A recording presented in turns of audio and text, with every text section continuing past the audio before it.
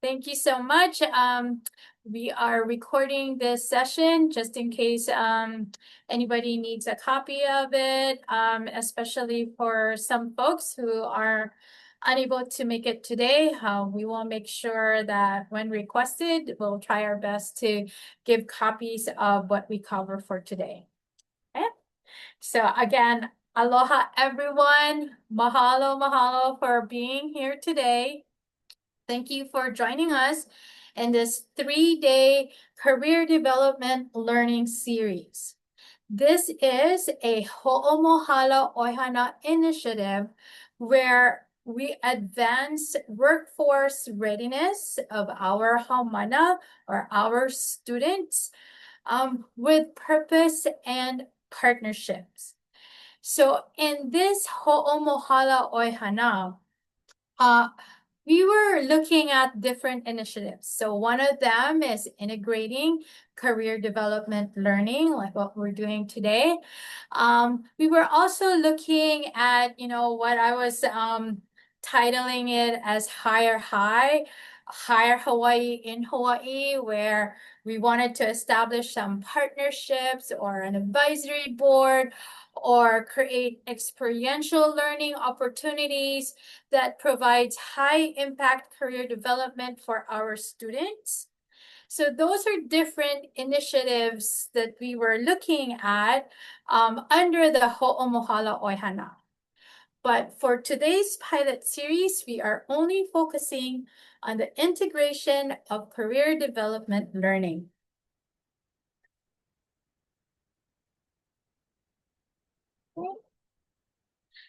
So the manao behind looking into the Ho'omohala Oihana is really to transform higher education by embedding culturally grounded career development learning throughout the student journey, empowering learners to make informed career decisions that honor their identity, serve their lahui or their community, and meet global workforce demands through intentional, progressive, and place-based education. The vision is that we're looking at a future where every graduate emerges with clarity of purpose, cultural pride, and career readiness, who are equipped not only with credentials, but with the self-knowledge, professional competencies, and community connection needed to thrive as leaders who strengthen both their aina or their land and the global economy. So when I'm imagining this ho'omohala oihana, I'm actually visualizing the ahupua'a, where we know our kuleana, the place that we are responsible for. We know who we are, where our family, who are ohana, where we came from, and we're actually stewards of that kuleana to really promote community sustainability and also resource management. So again, mahalo for everyone for introducing themselves in the chat. If you haven't done it yet, please type in your name, what you do at work, the school that you work at, and 1 or 2 sentences about why you are here today. I'll be saving this chat and use this as reference as I go through this CDL process or series. So the challenges that we're facing, the reason why Workforce Development Initiative is so important, especially right now, because of these 4 challenges that's popping up right now. And basically, students not having a clear plan as to what they want to do after graduation, career activities or career learning or teaching is more isolated, not really connected or systematic, not even developmental or connected to each other. It's like it's one-offs here and there or supplemental or siloed. Um, and it limits our approach or our ability to help students to become workforce ready. And cultural disconnect is one of those things that they don't normally mention, but it's so critical for students' career development because it talks about who they are, where they're from, what their values are, what is the landscape of their place, and to really, you know, develop some type of leadership among our students to really help them be the pioneers in their community. So in reflecting with what you've written in your introduction, why you're here, and looking at this four challenges, I'd like to ask two or three people to share who they are. Please share your name, what you do, the school that you work at, why you're here, and what among the four challenges resonates or connects to the reason why you're here today.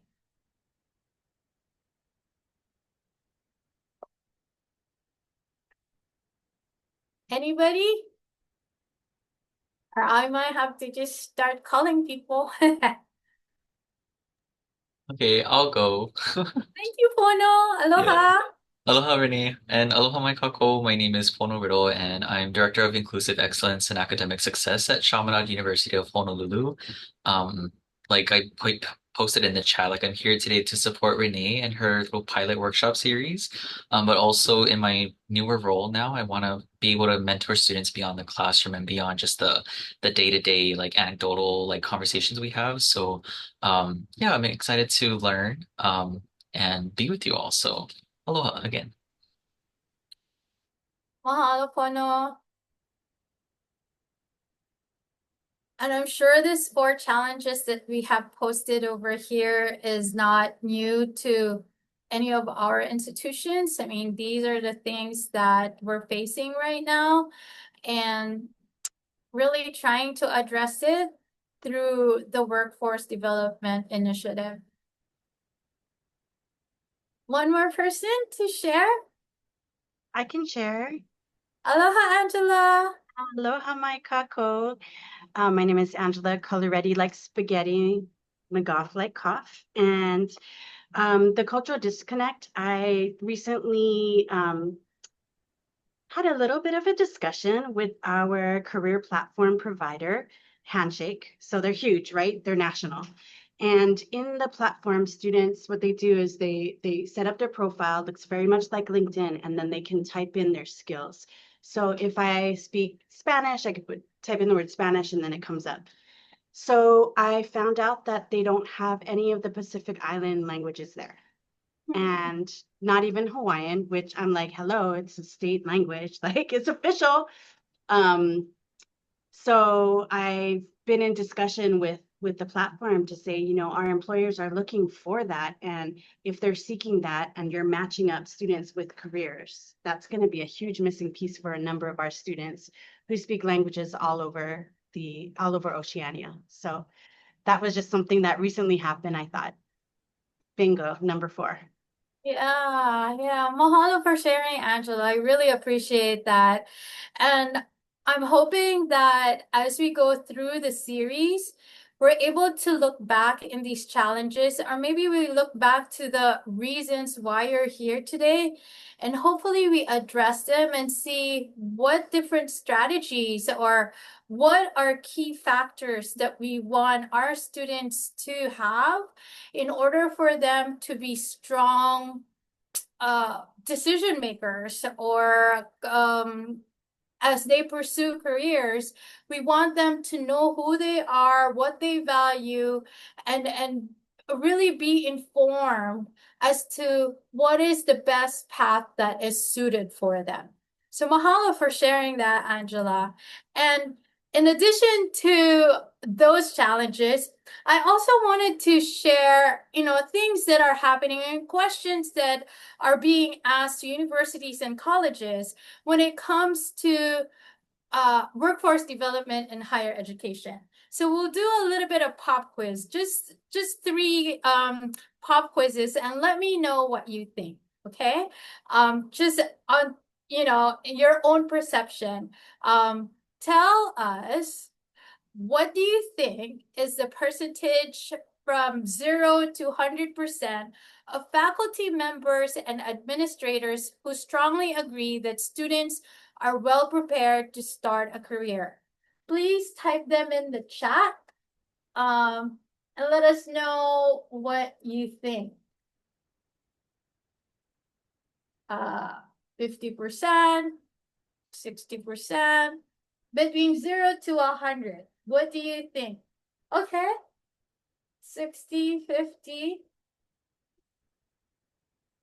All right. Sounds good. So I actually got this question from the Cron Fest, which is hosted by the Chronicle of Higher Education. And they surveyed their members in the universities and colleges, administrators, and faculty. And this is what they said. They said 29% strongly agree that students are well prepared to start a career. And what does this tell us? These are surveys, not definitive. It's not a defining moment to any of our institutions or what we're doing, but it's a food for thought. So if it's only 29%, it's kind of telling us that maybe majority of our institutions are still needing to help students be prepared to start a career after graduation. In 2024, NACE, if you know NACE, the National Association for Colleges and Employers, and AACNU, American Association of American Colleges and Universities, had a similar survey and said 35% of their faculty and administrators strongly agree that their institution prepare their undergraduates for success after graduation. So it's still below the national, or it's still below average, but it kind of tells us, or maybe this is telling us, that we do need some sort of revamping, reimagining, or reintegrating to really help our students be career ready. Yeah? I'll move to the next question. This question asks us, what do you think is the percentage of faculty members who say they do not have a good understanding of what students need to learn to succeed in their careers?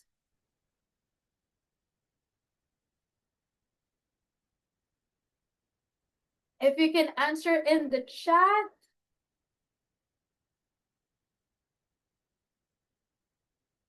%. 45, 20. Oh, deeper. Oh, change, 90%. Okay, we're kind of staggered in our responses, but based on Cronfest, they said only 23% or 22.3% feels like, or the faculty feels like they're aware of what the student needs to learn to succeed in their careers. And it's not so much because they don't know what skills or what students need to have a career. It's just that they're subject matter expert.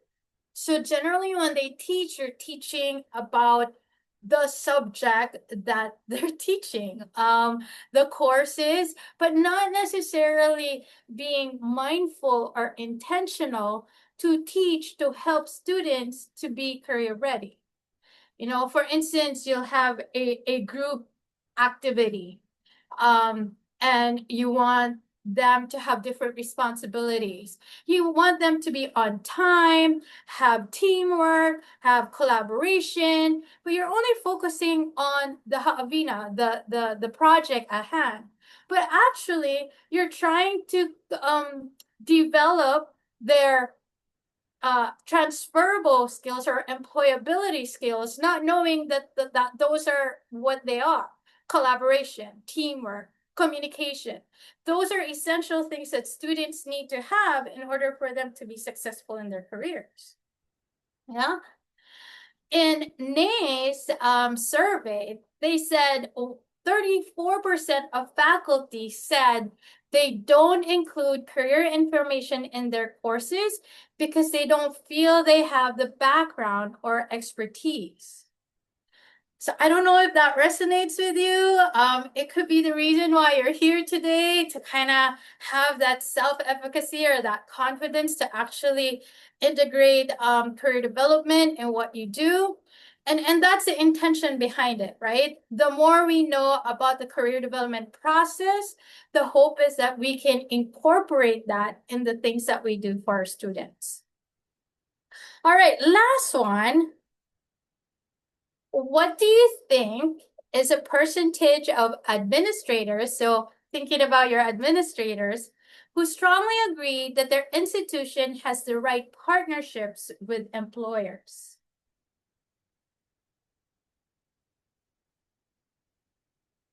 Okay, 10%, 30, 71, 15.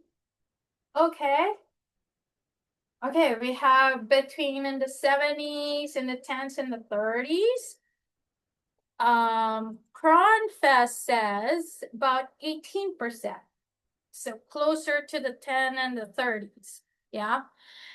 And it's not, and I think that the critical word over here is the right partnership. Because, you know, we can just speaking to an employer doesn't necessarily mean partnership. You know, when it's a partnership, there's responsibility, mutual exchange, commitment, identifications of roles. There's really that connection, collaboration, or shared objective or shared mission that needs to be established in order for that partnership to be the right one. And in this career development learning, that is actually very essential in students' career development. Because what we're seeing is that for colleges and universities, it's really hard to incorporate career or career learning or knowledge or even credentials or competencies without the input of employers.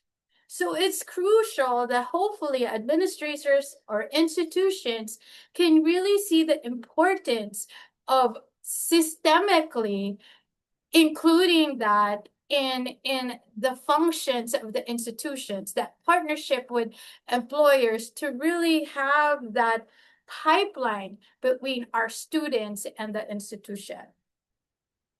So as you can see, these are food for thought, right? We have different challenges. It's talked around the world in different universities. It's in the OBB Act. It's everywhere. It's very important that we start looking into workforce development initiatives or integrating, incorporating career development learning in what we do, because now we're seeing it that it's not isolated to just one activity or one instance or one opportunity. If we can be more systematic in our approach in providing career development learning to our students, we're hoping that we can make transformation in higher education. So in the myriad of emails that I sent, and I apologize if that was too much. I asked if you could read a Kaimana's Mo'olelo. And this one is actually a visual that we will be using throughout the series. It gives us a picture, an image of what our target is. You know, like if we're doing career development, or what are we developing our students to become? You know, what are the characteristics or descriptions that we want our students to have so that we can say, okay, they are a career-ready student. So, in reflecting what you read in Kaimana's Mo'olelo, if you can please write in the chat, what do you think are characteristics, descriptions of what is a career-ready student? Like 1 or 2 words of, you know, after reading Kaimana's Mo'olelo or after imagining what a career-ready student is, give us some descriptions or characteristics, 1 or 2 words of what a career-ready student is. For instance, responsible, informed decision maker. What do you think? And please write in the chat what you think. I'm sorry. Please write in the chat 1 or 2 words on how you would describe Kaimana or how you would describe a career-ready student.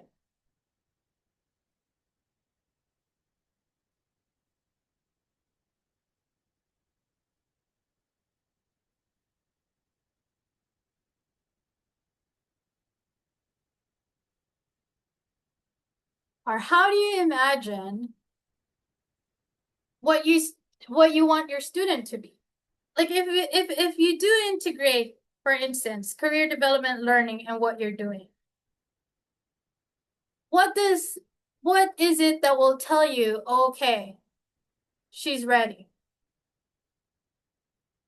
What are indicators that will tell you that that student is actually career ready?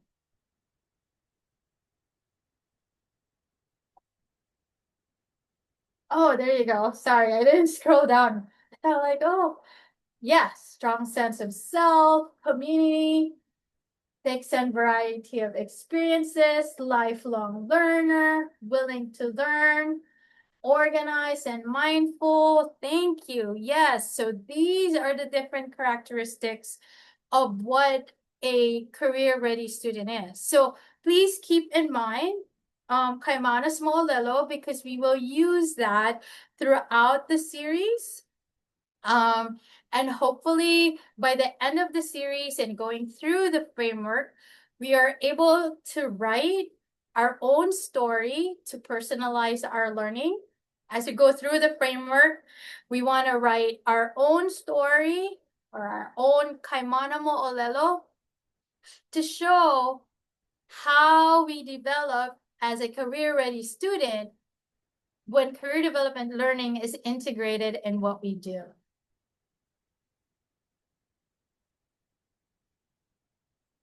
These are actually some descriptive words that we want our students to develop.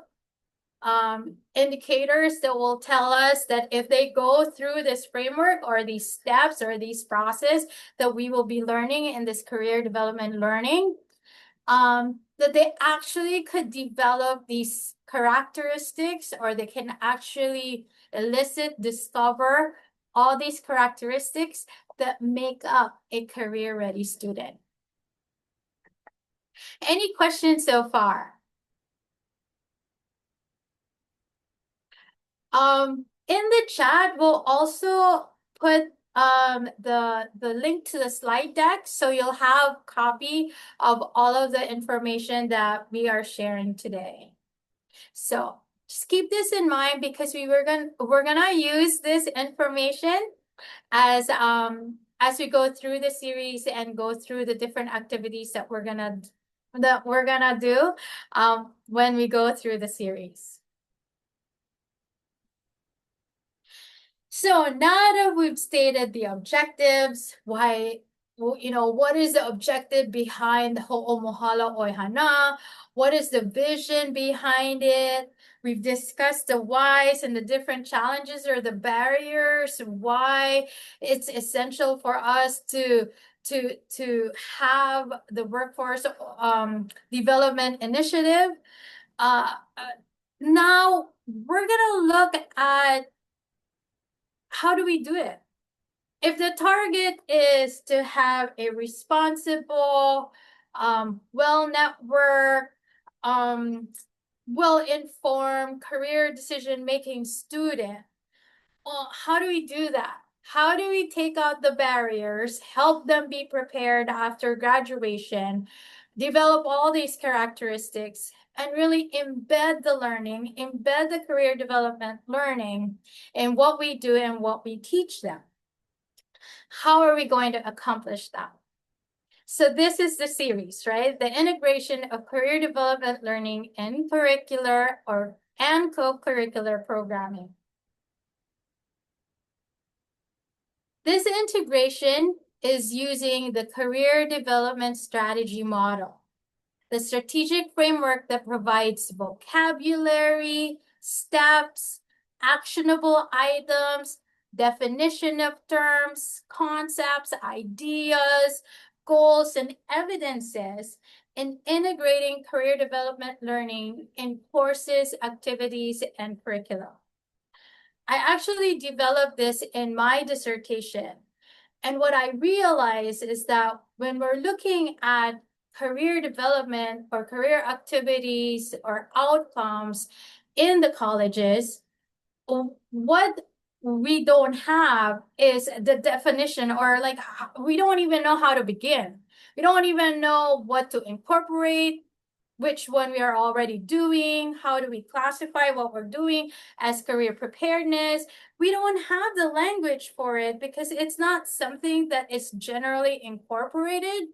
Sometimes it's supplemental activity, it's an enrichment, isolated event, but not necessarily systematically incorporated in the things that we do. The career development strategy model was reframed in my dissertation entitled Reawakened Spirit, Kindled Heart, the integration of career development learning in career and technical education at the University of Hawaii Maui College. Reawakened Spirit speaks to how career development learning is more than a technical or academic add-on. It's about reconnecting students with their sense of purpose, identity, and inner motivation. Kindled Heart points to the passion, confidence, and self-belief that can be reignited when students see a meaningful connection between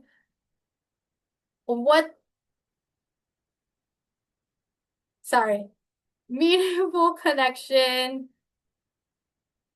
Oh, I was in a roll. Between meaningful connection between what they study and who they want to become. It's that practical connection, that application of personalizing what they're learning in the classroom to what they want to pursue in the future. The research was not just about evaluating or improving career readiness, but it's about revitalizing students' sense of purpose and passion through career development learning, honoring both the practical and deeply human side of education. My research examined how incorporating career development into academic pathways impacts students' decision-making, career clarity, and the alignment between education and employment. So in the chat, there's a link to my dissertation in case you want more details about it. But we will touch upon basically the high-level process that came about in the dissertation. This is the diagram of the career development strategy model.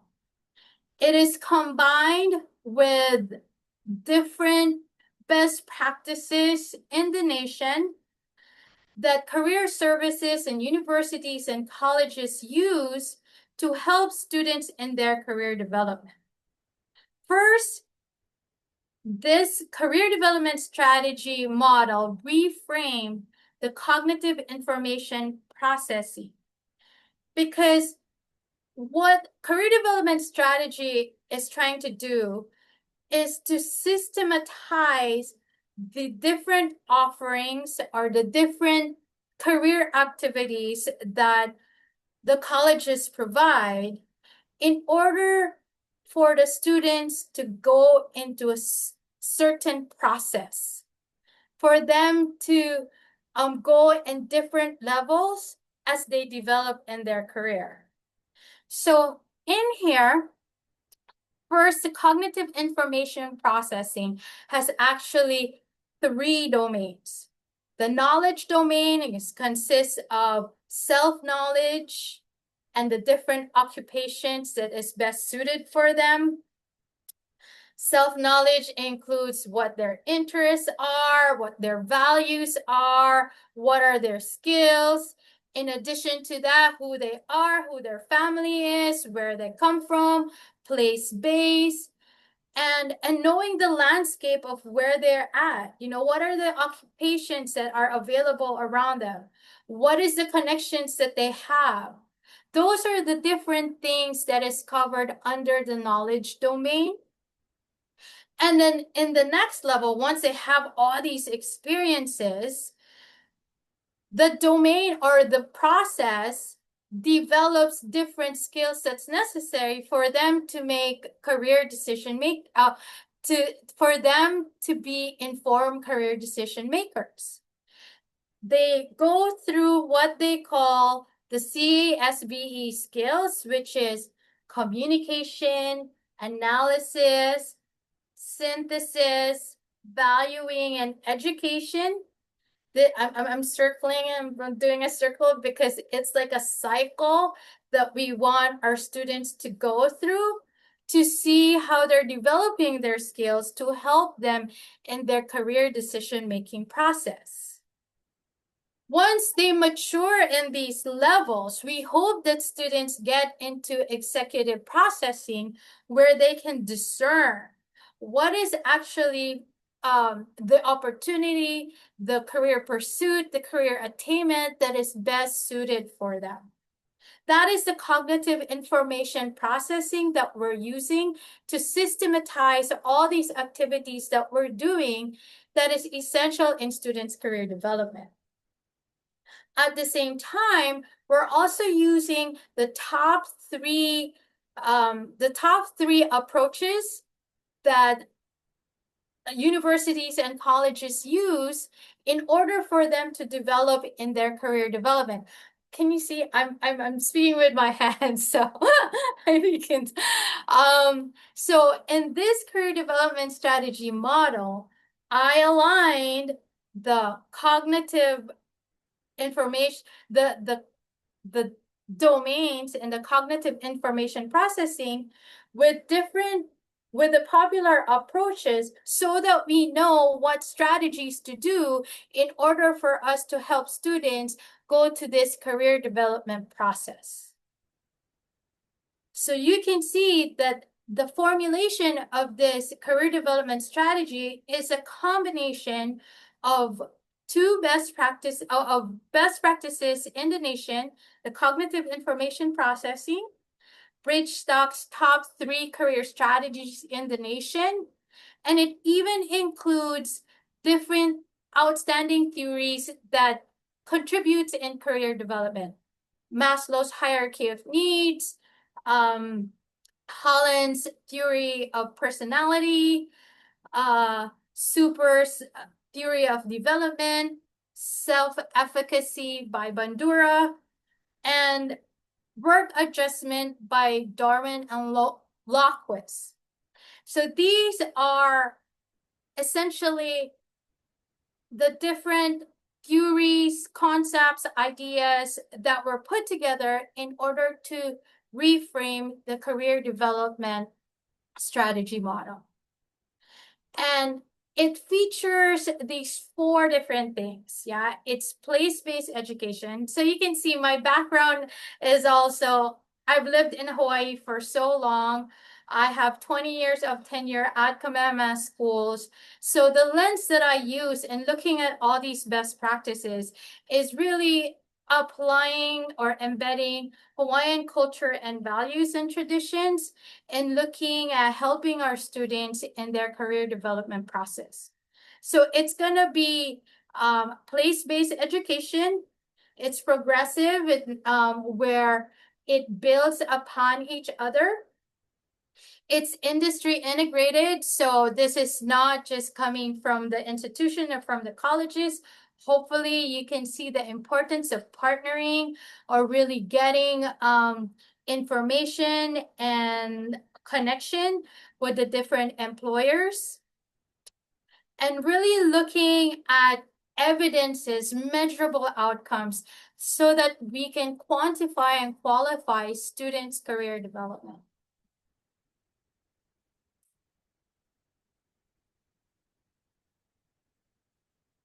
This is a snapshot of what you could expect in the next 2 CDL series that we're going to have.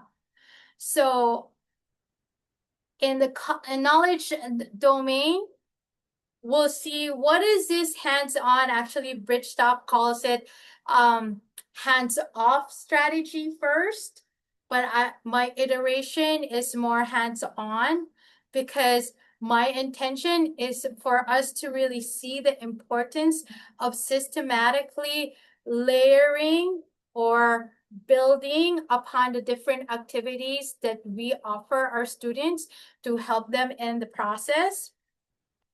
We're also going to look at the different skills on how to develop being an informed career decision maker, looking at documentations, collections of what we do, and now formulating students' personal branding, like who they are, what are you about, based on who you know about yourself, about your family, and the place that you love and value. Who are you? What do you stand for? That's series 2, CDL series 2, and CDL series 3. We'll talk about the ultimate maturity of students in their career development, where they're able to discern what exactly is the pathway that is best suited for them. Any questions?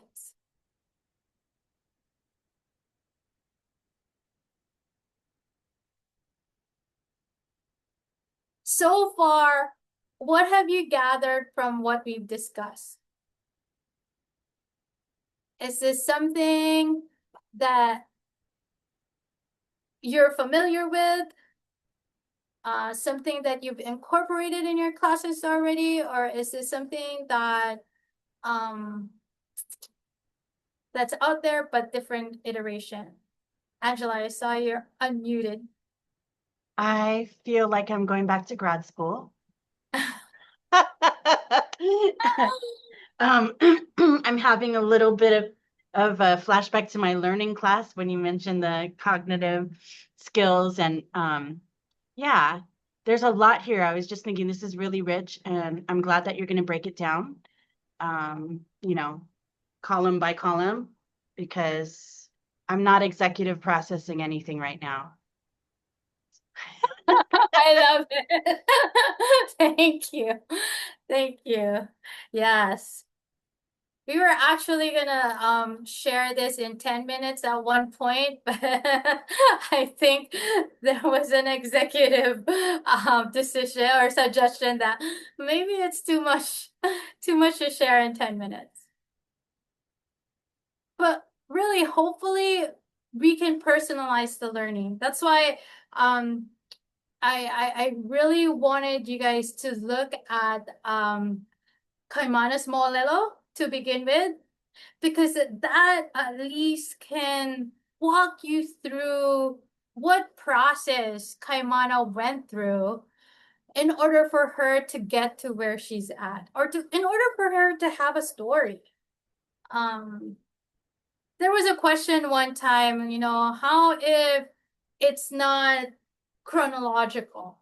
Like maybe we feel after looking at our classes and we look at the framework and we feel like, oh, we already provide different activities to the students and things like that. I think they're more in the skills area already. I mean, yeah, they have activities, but we don't really see the skills that's being developed in order for us to see that the students are actually maturing in their career development.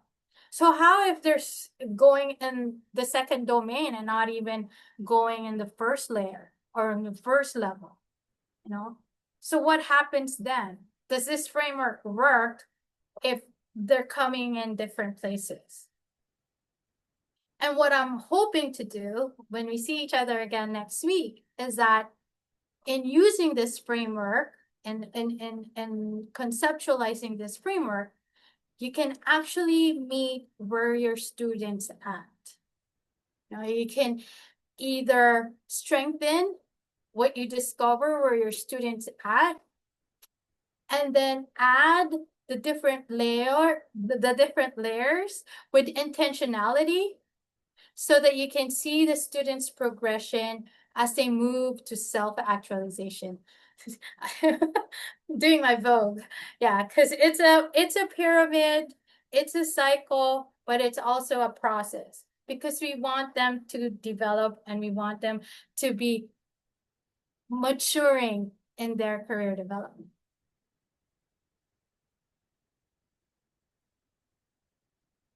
How are we on time?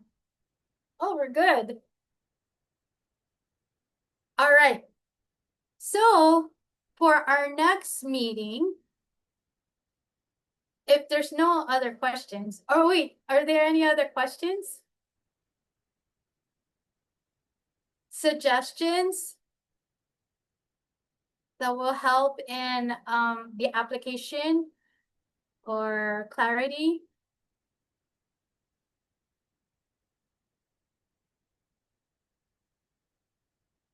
I hope to see you guys again.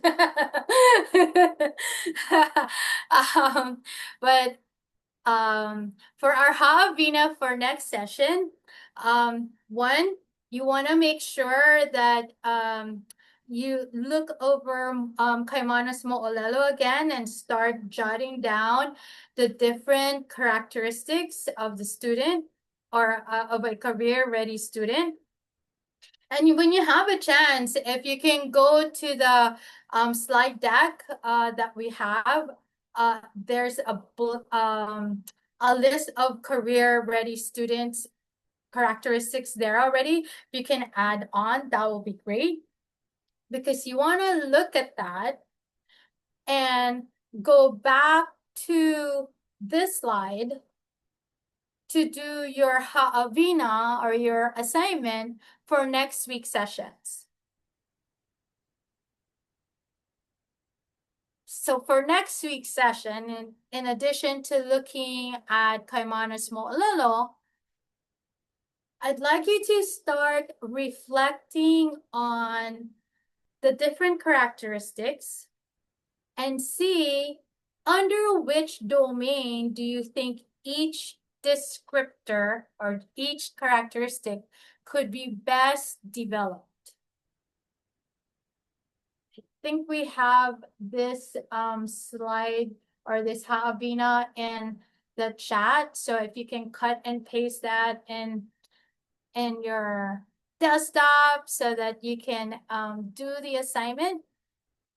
It will help you kind of chew more, beyond this 1 hour. What concepts, ideas are we really trying to get into when we talk about all these domains and all these strategies? There are 7 guiding questions that will help you um, in putting these characteristics in each of the domains. You don't have to answer them all, but maybe these these questions can help you identify those characteristics in each of those domains or strategies. And I think it will help you uh, go along with me as we discuss further in details those domains in the next CDL series that we're gonna have in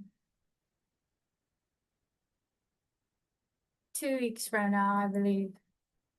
So as you can see, this is what we plan to do, yeah? CDL Series 2 will talk about knowledge domain and the hands-on strategy with the decision-making skills domain and the portfolio strategy. We will culminate this CDL pilot series in talking about the executive processing domain with the award strategy and what is the pinnacle of a student career development in this career development strategy, or how can we tell a student is actually self-actualized, like they've actually reached a discovery of their best potential. So the dates are, please save the date, October 22 for CDL2. CDL3, there's a change. It's not going to be in November, but it's going to be on October 29 instead. But same time, same link, Zoom link. And yeah, that's those are the dates that we're going to have. So our haavina based on Kaimana's Mo'olelo and what we have covered so far. Start reflecting on your own story. Maybe you want to talk about your own career journey to personalize the learning, or a story of your student in your class or program, and start brainstorming ideas, artifacts, pre-experience, pre-existing mo'olelo, and start drafting your version of a kaimana mo'olelo. I'll give you more instruction as we go through the series.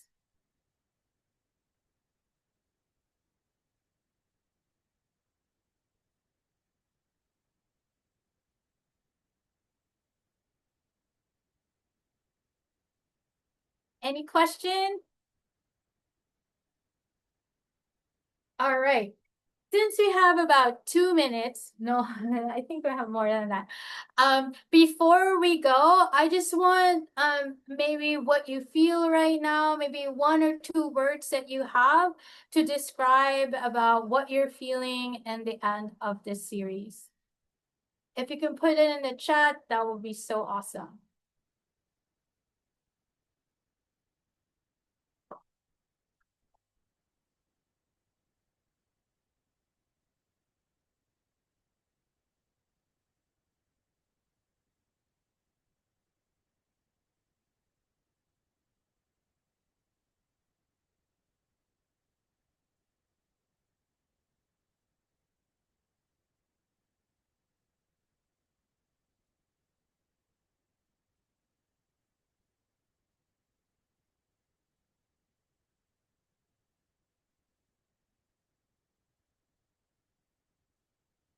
Awesome. We have a lot of excited, a lot of inspired, a little bit overwhelming. I know I have a tendency to provide too much information, so please let me know if it's too much information. We'll try to break it down as much as possible. And the hope is that it's going to be applicable to what you do. If you have any question, you have my contact information. Other than that, I think we're all good to go. Thank you so much for being here today.